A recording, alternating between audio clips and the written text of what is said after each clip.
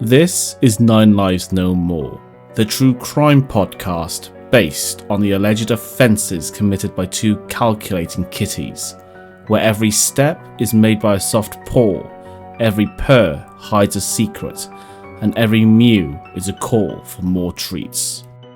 I'm Eggs Benedict, your host and guide as we sift through this litterbox of deceit and deception while we try to find the nuggets of truth.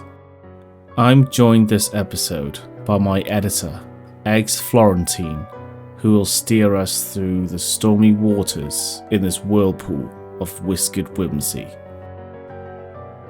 Last episode, we examined the case of the fractured fairy lights. Was this a one-off act of mischief, or was it a more dastardly disruption designed to test the limits of our cat parents? After all, it's not unheard of for there to be an escalation in such deliberate deeds. Our next case takes place on a dreary Tuesday.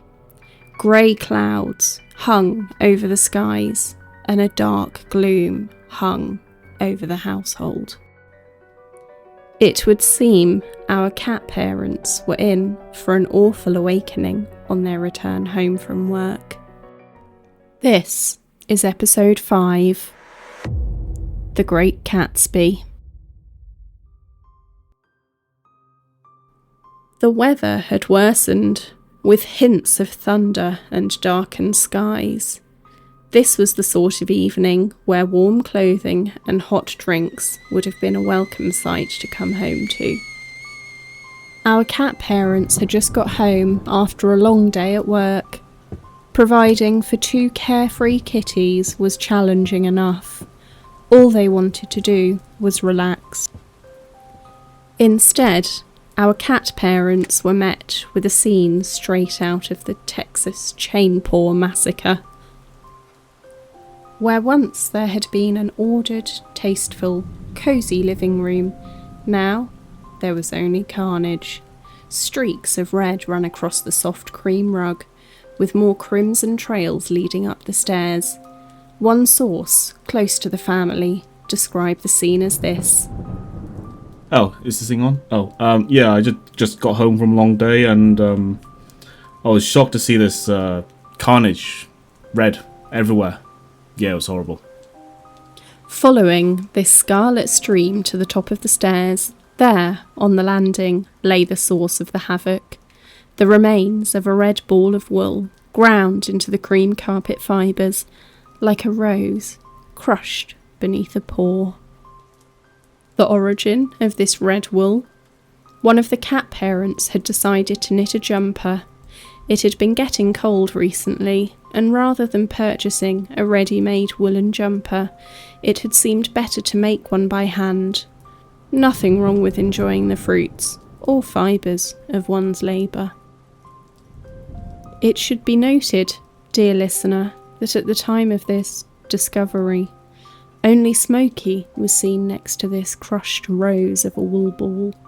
Pepper, it transpired, was napping peacefully in her bed. There were other notable events leading up to this incident. On the evenings when our cat parent was working on the jumper, Smokey was often seen chasing or attempting to chew through the wool, much to the cat parent's displeasure. She also knew exactly where the wool was kept, and that it was only lightly secured. No opposable thumbs were required to access the bag of wool. So, my curious creatures, case solved? One crime finally wrapped up, with the suspect neatly incarcerated. All evidence pointed to Smokey. Yet, further examination revealed a single strand of red wool lodged beneath Pepper's paw. As usual, forensic investigators got nowhere with the crime scene.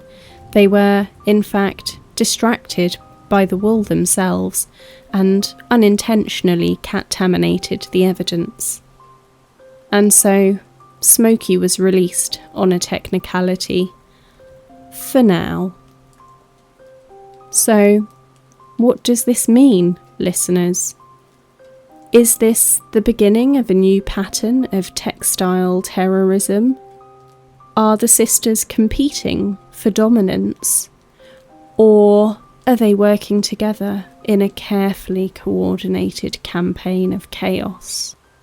Only time and further paw prints will tell.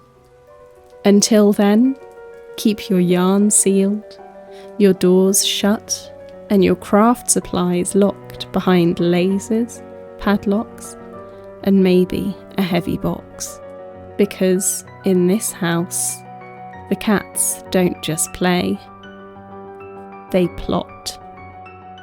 I'm Eggs Florentine, and this is 9 Lives No More.